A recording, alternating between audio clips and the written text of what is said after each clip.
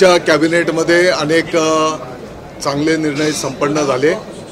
त्या निर्णयांपैकी एक निर्णय महात्मा गांधी राष्ट्रीय रोजगार हमी योजनेवर जे ग्राम रोजगार गाव पातळीवर काम करतात त्यांच्या माध्यमातून शेतकऱ्याची विहीर असेल, गाव अंतर्गत विकासाची MREGच्या माध्यमातून केली जाणारी कामं असतील, साधारणपणे राज्यव्यापी 26,000 पेक्षा जास्ती ग्राम रोजगारांची संख्या आहे। गेल्या अनेक वर्षांच्या पासून त्यांना दर महिन्याला मानधन मिळालं पाहिजे अशा प्रकारची मागणी केलेली होती आणि म्हणून आजच्या कॅबिनेटमध्ये या सर्व ग्राम रोजगारांना 8,000 रुपये प्रति महिना आणि 2% त्यांनी केलेलं मनुष्यबळ निर्माण आणि विकास कामं याच्यावर आधारित 2% इंटेन्सिव्ह देण्याचा निर्णय कॅबिनेटने घेतलेला आहे आणि या माध्यमातून या 26,000 ग्राम रोजगारांना त्या ठिकाणी निश्चितपणे दिलासा मिळणार आहे। गेल्या अनेक वर्षांच्या पासूनची त्यांची मागणी या ठिकाणी पूर्ण करण्यात आलेली आहे आणि मला वाटतं की MREGच्या या माध्यमातून महाराष्ट्राच्या विकासाच्या दृष्टिकोनातून ते आणखी सक्रियपणे त्या ठिकाणी कार्य संपन्न करतील। दुसरा एक निर्णय आजच्या कॅबिनेटमध्ये संपन्न झाला।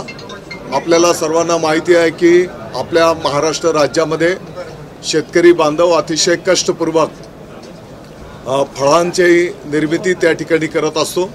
निर्यातक्षम फळं आपले शेतकरी बांधव त्या ठिकाणी निर्माण करीत असतात आणि म्हणून त्यातली जी प्रमुख फळं आहेत, मग डाळिंब आणि सीताफळ, या संदर्भामध्ये नाशिक जिल्ह्यामध्ये मालेगावला डाळिंबवर प्रक्रिया व्हॅल्यू ॲडिशन इस्टेट निर्माण करण्याचा निर्णय आजच्या कॅबिनेटला मान्यता मिळाली आणि बीड जिल्ह्यामध्ये सीताफळ इस्टेट निर्माण करण्याच्या निर्णयाला कॅबिनेटने मान्यता दिलेली आहे। याच्या माध्यमातून अतिशय दर्जेदार त्या ठिकाणी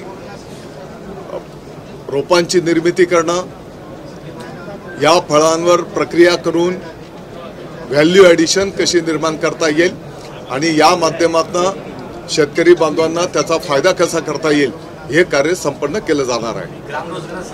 सर किती याची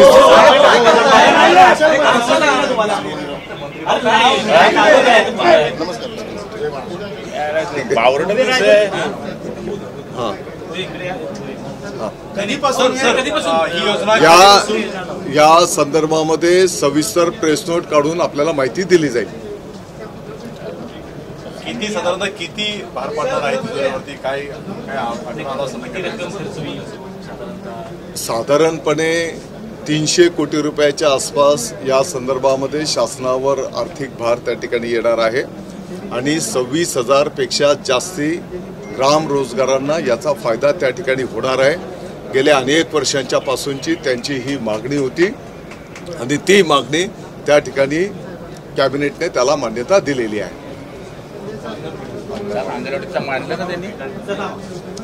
राज्यामधला सगळ्यात महत्त्वाचा प्रश्न होता अंगणवाडी सेविका आणि मदतनीसचा, त्याच्यावर शासनाने निर्णय घेतलेला आहे आणि 3,000 रुपये मानधनात वाढ केली असून 2,000 इन्सेंटिव्ह असं सेविकेला 5,000 रुपयाची वाढ करण्यात आलेली आहे आणि मदतनीसला 3,500च्या आसपास वाढ होणार आहे। असे एकूण 900 कोटी रुपयाचा भार महाराष्ट्र गव्हर्नमेंट पडणार आहे। पण ती जी जुनी मागणी होती, ज्याप्रमाणे मागच्या वेळेस आशा वर्कर असतील, गटप्रवर्तक असतील, यांच्या मानधनामध्ये जी वाढ करण्यात आली होती त्याच आधारावर आता सेविका आणि मदतनीस यांची सुद्धा वाढ करण्यात आलेली आहे आणि सगळ्यात महत्त्वाचा प्रश्न त्यांचा सोडवण्यात आलेला आहे। त्याचबरोबर होमगार्डची जी या ठिकाणी जी नोकरी करतात त्यांच्या मानधनामध्ये सुद्धा दुप्पट वाढ या ठिकाणी शासनाने केलेली आहे।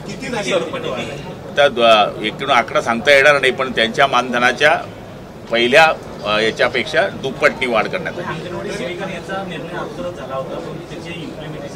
आता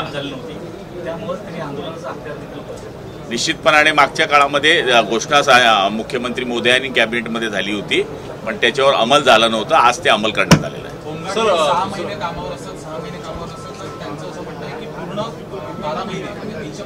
हे बघा, बऱ्याच वेळा आपण विचार केला तर जवळपास 70% दिवस त्यांना काम मिळत असते, पण मानधन हे सगळ्यात त्यांच्यात महत्त्वाचं होतं. फार कमी पैशांमध्ये त्यांना काम करावं लागत होतं.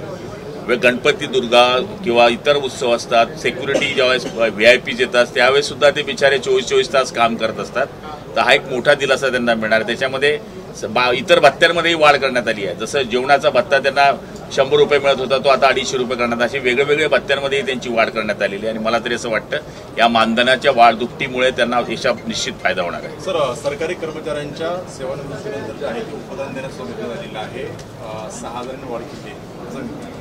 6,000 रुपयांनी त्यांच्या उपदानामध्ये वाढ करण्यात आलेली आहे. आणि मला तरी असं वाटतं की जवळपास सरकारवर त्याचा भार जरी पडत असला तरी ती जुनी मागणी या ठिकाणी होती ती सुद्धा पूर्ण करण्यात आली. इथे ना आपली आशिषवाली ना तुम्ही तोपर्यंत मी इथे आपली मिटिंग कुठे